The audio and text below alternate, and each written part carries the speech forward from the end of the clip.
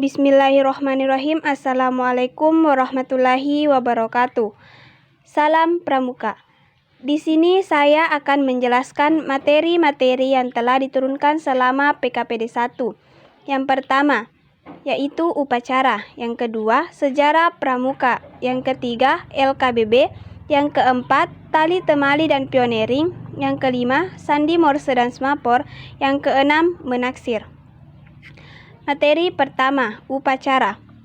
Upacara dalam gerakan pramuka merupakan suatu media pendidikan untuk meningkatkan kedisiplinan dan jiwa kepemimpinan anggota pramuka. Adapun jenis-jenis upacara dalam gerakan pramuka. Yang pertama, yaitu upacara umum. Upacara yang dilakukan sesuai dengan aturan yang berlaku, seperti upacara pada hari Senin. Jenis yang kedua yaitu upacara pembukaan pelatihan pramuka atau upabuklat. Merupakan upacara yang dilaksanakan sebelum melakukan aktivitas kepramukaan. Yang ketiga yaitu upacara penutupan latihan atau upatuplat. Upacara yang dilaksanakan dalam mengakhiri kegiatan kepramukaan. Upabuklat dan upatuplat siaga. Bentuk upacara di Satuan Pramuka Siaga adalah lingkaran, di mana lingkaran ini melambangkan perhatian dan jiwa perkembangan siaga yang masih terpusat pada orang tua atau keluarga atau pembina. Upabuklat dan upatuplat penggalang. Upacara dalam pasukan penggalang berbentuk angkare yang melambangkan perhatian dan perkembangan jiwanya telah mulai terbuka. Upatuplat dan upabuklat penegak pandega. Upacara dalam ambalan pramuka penegak dan pandega berbentuk bersaf yang melambangkan perhatian dan perkembangan jiwanya sudah terbuka luas. Tata cara upabuklat. Yang pertama, masing-masing pemimpin reka menyiapkan rekanya. Yang kedua, pradana memasuki lapangan upacara. Yang ketiga, penghormatan pemimpin reka kepada pemimpin upacara atau pradana. Yang keempat, laporan masing-masing pemimpin reka kepada pradana dan wakil pemimpin reka menggantikan posisi pemimpin reka setelah laporan masing-masing pemimpin reka mengambil tempat di sebelah kanan barisan. Yang kelima, pradana menjemput pembina. Yang keenam, penghormatan kepada pembina dipimpin oleh pradana. Yang ketujuh, laporan pradana kepada pembina upacara. Yang kedelapan, pengibaran bendera merah putih. Yang kesembilan, pengucapan dasadharma. Yang kesepuluh, amanat pembina. Yang kesebelas, pembina memimpin doa. Yang kedua belas, laporan pradana kepada pembina. Yang ke-13, penghormatan kepada pembina dipimpin oleh pradana. Yang ke-14, pembina meninggalkan lapangan upacara. Yang ke-15, penghormatan pemimpin reka kepada pradana. Yang ke-16, pradana meninggalkan tempat. Yang ke-17, masing-masing pemimpin reka membubarkan barisannya. Tata cara upatuplat. Yang pertama, masing-masing pemimpin reka menyiapkan rekanya. Yang kedua, pradana memasuki lapangan upacara. Yang ketiga, penghormatan pemimpin reka kepada pemimpin upacara atau pradana. Yang keempat, laporan masing-masing pemimpin reka kepada pradana dan wakil pemimpin reka menggantikan posisi pemimpin reka. Setelah laporan masing-masing pemimpin reka mengambil tempat di sebelah kanan barisan. Yang kelima, pradana menjemput pembina. Yang keenam, penghormatan kepada pembina dipimpin oleh pradana. Yang ketujuh, laporan pradana kepada pembina upacara. Yang kedelapan, penurunan bendera merah putih. Yang kesembilan, amanat pembina. Yang kesepuluh, pembina memimpin doa. Yang ke-11, laporan pradana kepada pembina. Yang ke-12, penghormatan kepada pembina dipimpin oleh pradana.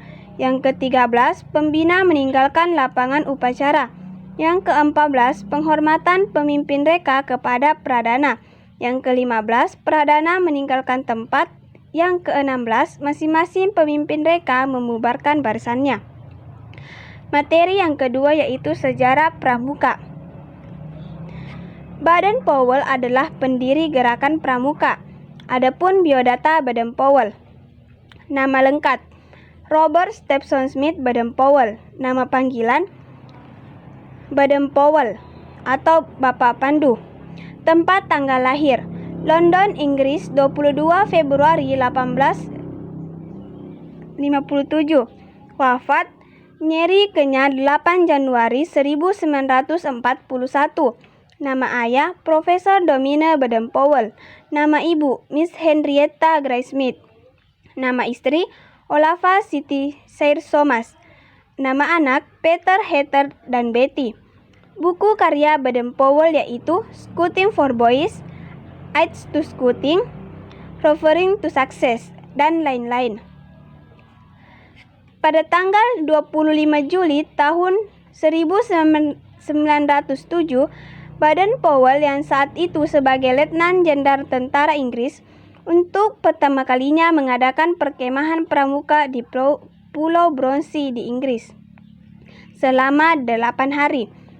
Selanjutnya, pada tahun 1908, Baden-Powell menulis buku tentang prinsip dasar kepramukaan yang berjudul Scouting for Boys. Pada tahun 1912, dengan bantuan adik perempuannya yang bernama Agnes, terbentuklah organisasi pramuka untuk perempuan dengan sebutan Girl Guides. Pada tahun 1916 didirikanlah kelompok pramuka siaga. Pada tahun 1918 dibentuk Rover Scout, yaitu organisasi pramuka bagi yang telah berusia 17 tahun. Dan pada tahun 1922 Baden-Powell menerbitkan buku yang berjudul Referring to Success. Jambore Dunia Pertama. Jambore Dunia Pertama dilaksanakan di Olympia, London. Dalam kegiatan tersebut diundang pula peserta dari 27 negara. Dan pada saat itu Baden-Powell diangkat sebagai Bapak Pandu sedunia pramuka pada masa pendudukan Belanda. Berdirinya gerakan pramuka di Indonesia diawali dengan dibentuknya Netherlands Pathfinders Organization oleh Belanda pada tahun 1912. Pada tahun 1916, pemerintah Belanda mengubah namanya menjadi Nederland Indische Pathfinders Vereniging, yang artinya Persatuan Pandu-Pandu Hindia Belanda. Pada tahun 1961, organisasi kepanduan di Indonesia terpecah menjadi 100 organisasi dan terhimpun dalam 3 federasi, yaitu IPINDO, Ikatan Pandu Indonesia, yang berdiri pada tanggal 13 September 1951. Yang kedua, POPINDO, yaitu Persatuan Pandu Putri Indonesia pada tahun 1954. Dan yang ketiga, PKPI, yaitu Persatuan Kepanduan Putri Indonesia. Sadar akan kelemahan terpecah-pecahnya, akhirnya ketiga federasi yang menghimpun bergabung menjadi satu dengan nama Perkindo, yaitu Persatuan Kepanduan Indonesia. Kelahiran Gerakan Pramuka. Pidato Presiden MPRS pada tanggal 9 Maret 1961 di Istana Negara. Peristiwa ini kemudian dikenal sebagai Hari Tunas Gerakan Pramuka.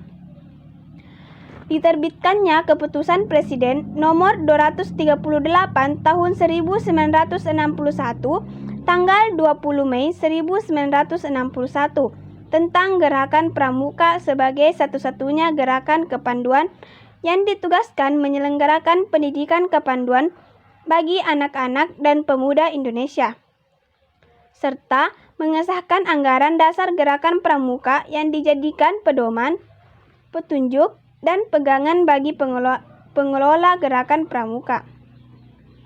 Tanggal 20 Mei bagi gerakan pramuka adalah hari permulaan tahun kerja. Pernyataan para wakil organisasi kepanduan di Indonesia dengan ikhlas meleburkan diri ke dalam organisasi gerakan pramuka yang dilakukan di Istana Negara Senayan pada tanggal 30 Juli 1961. Peristiwa itu kemudian diperingati sebagai Hari Ikrar Gerakan Pramuka. Pelantikan Mapinas, Kuarnas, dan Kuarran di Istana Negara diikuti oleh defile pramuka untuk diperkenalkan pada masyarakat yang penganugerahan kepada panji-panji Gerakan Pramuka pada tanggal 14 Agustus 1961. Peristiwa ini kemudian diperingati sebagai Hari Pramuka. Materi yang ketiga, LKBB. LKBB atau latihan keterampilan baris berbaris adalah suatu wujud latihan fisik yang diperlukan guna menanamkan kebiasaan dalam tata cara kehidupan yang diarahkan kepada terbentuknya suatu perwatakan tertentu. Jenis-jenis LKBB. LKBB menggunakan tongkat. LKBB tanpa tongkat. Fungsi LKBB. Adapun fungsi LKBB yaitu 1. Sikap disiplin. 2. Rasa disiplin. 3. Rasa tanggung jawab. 4. Rasa persatuan. Aba-aba. Aba-aba adalah suatu perintah yang diberikan oleh seseorang pemimpin untuk dilaksanakannya pada waktu secara serentak atau berturut-turut. Macam-macam aba-aba. Aba-aba terbagi atas 3. Yang pertama yaitu aba-aba petunjuk. Yang kedua, aba-aba perintah. Yang ketiga, aba-aba pelaksanaan. Yang pertama, aba-aba petunjuk. Aba-aba petunjuk dipergunakan hanya jika perlu menegakkan maksud dari aba-aba peringatan atau pelaksanaan. Yang kedua, aba-aba peringatan. Aba-aba peringatan adalah inti perintah yang cukup jelas untuk dapat dilaksanakan tanpa ragu-ragu. Contohnya, lencang kanan, gerak. Yang ketiga yaitu aba-aba pelaksanaan. Aba-aba pelaksanaan adalah keterangan mengenai saat untuk melaksanakan aba-aba. Pelaksanaan yang dipakai ialah gerak, jalan, dan mulai. Materi yang keempat, tali temali dan pioneering. Tali adalah benda yang digunakan dalam simpul maupun ikatan. Simpul adalah ikatan tali dengan tali. Ikatan adalah hubungan antar tali dengan benda. Macam-macam simpul. Yang pertama, simpul mati. Yang kedua, simpul hidup. Yang ketiga, simpul anyam satu.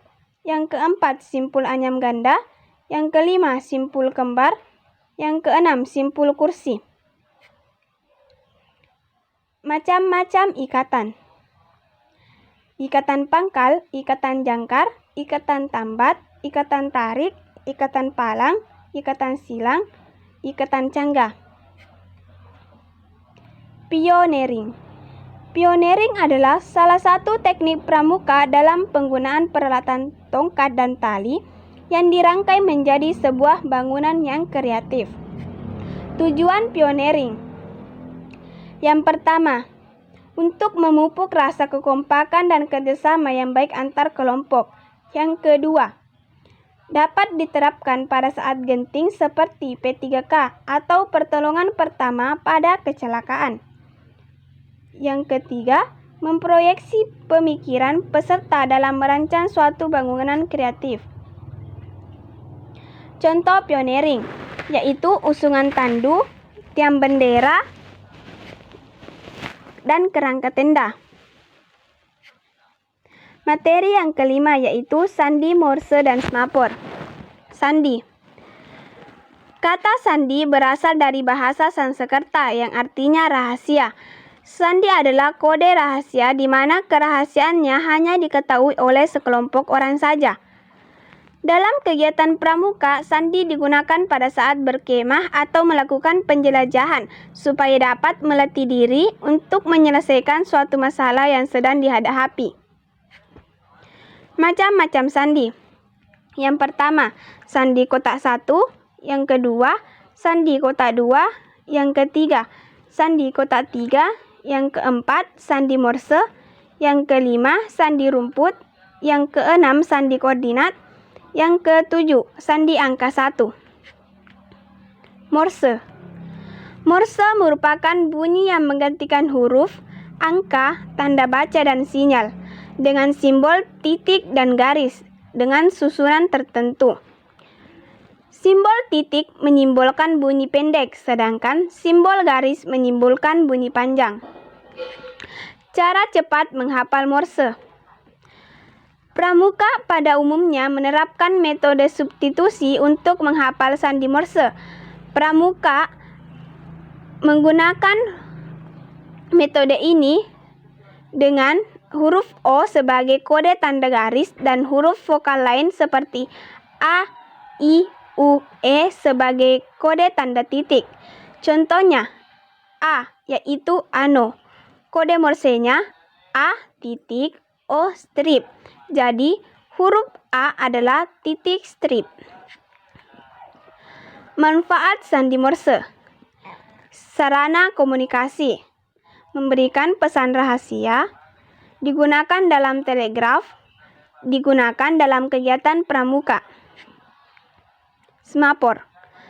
Semapor adalah suatu cara untuk mengirim dan menerima berita dengan menggunakan dua bendera, dayung, tangan kosong, atau dengan sarung tangan.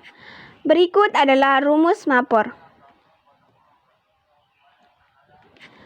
Materi keenam, menaksir.